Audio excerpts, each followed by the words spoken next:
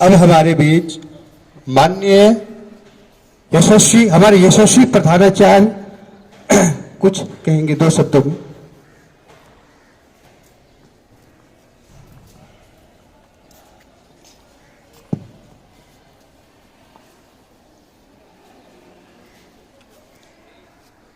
श्रद्धेय आचार्य वृंद, प्यारे छात्रों,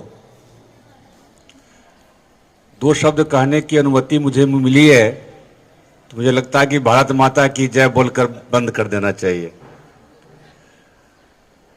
पर केवल भारत माता की जय बोलने से काम नहीं चलेगा।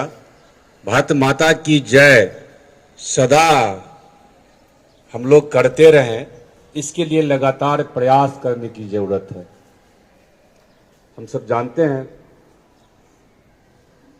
15 अगस्त 1947 के पूर्व भारत माता की जय बोलने वालों को सजा दी जाती थी, कठोर सजा दी जाती थी,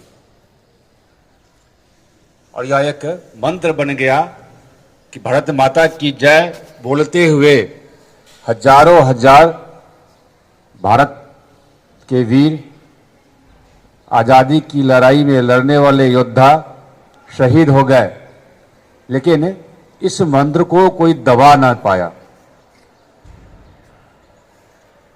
15 अगस्त 1947 को जब अपना देश आजाद हुआ, येन केन प्रकारेण भारत का काम चलना प्रारंभ हुआ और देश तो आजाद हो गया। अपना कोई संविधान नहीं था। इसके लिए विचार किया गया कि अपने देश में अपना संविधान हो। इसके लिए कई बैठकें हुई, समिति बनी। समिति बनने के बाद यह निर्णय हुआ कि भारत का संविधान भारत की आवश्यकता के अनुरूप हो। 47 में जब देश आजाद हुआ तो उस समय अनेक प्रकार की समस्याएं भारत में थी। उन समस्याओं का समाधान कैसे होगा, इस पर विचार हुआ। उस अनुरूप संविधान हुआ। सबको समानता का अधिकार नहीं था। फूट डालो शासन करो की नीति पर अंग्रेज अपने भारत में शासन कर रहे थे। सभी वर्गों को अलग अलग बांटकर हमें कमजोर कर दिया गया। हमारे देश की संस्कृति को कमजोर कर दिया गया। लेकिन धीरे धीरे जब आगे बढ़े तो अपनी संस्कृति को भी हम लोगों ने मजबूत किया और चतुर्दिक विकास के लिए भी प्रयास किया। भारत का भविष्य कैसा होना चाहिए, श्रेष्ठ भारत कैसे हो। काफी चिंतन मंथन के बाद विश्व के कई देशों के संविधानों के अध्ययन करने के पश्चात 2 वर्ष 11 महीना 18 दिन के बाद एक संविधान तैयार प्रस्तुत कर दिया गया 26 नवंबर 1949 में। देश तो आजाद पहले हो गया था, तो विचार हुआ कि अब इसे प्रस्तुत कर दिया जाए। फिर भारत के कुछ विद्वानों ने विचार किया कि नहीं, 1929 में रावी नदी के किनारे एक संकल्प किया गया था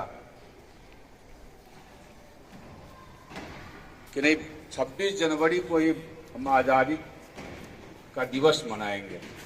इसलिए 26 जनवरी 1950 को इसे पूरे देश में लागू किया गया। तब से हम सब गणतंत्र दिवस के रूप में 26 जनवरी को मनाते हैं और संविधान दिवस के रूप में 26 नवंबर को मनाते हैं।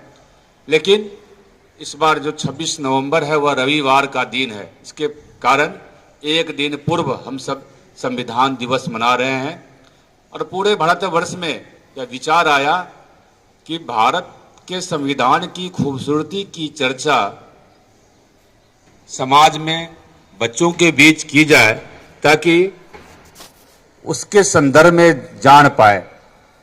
अभी उसके संदर्भ में के पूर्व आचार्य जी चर्चा कर रहे थे, कई प्रकार की कमियों को दूर करने का प्रयास किया गया। आज भी हमारा भारत विश्व में एक पहले स्थान पर नहीं है। पहले स्थान पर विश्व में भारत आए, इसलिए भारत सरकार लगातार प्रयास कर रही है। आप सबको याद होगा, कुछ दिन पूर्व एक निबंध बच्चों से लिखवाया गया था कि 2047 का भारत कैसा हो। आप कैसा भारत देखना चाहते हैं? देखिए, आप किस प्रकार के भारत को देखना चाहते हैं?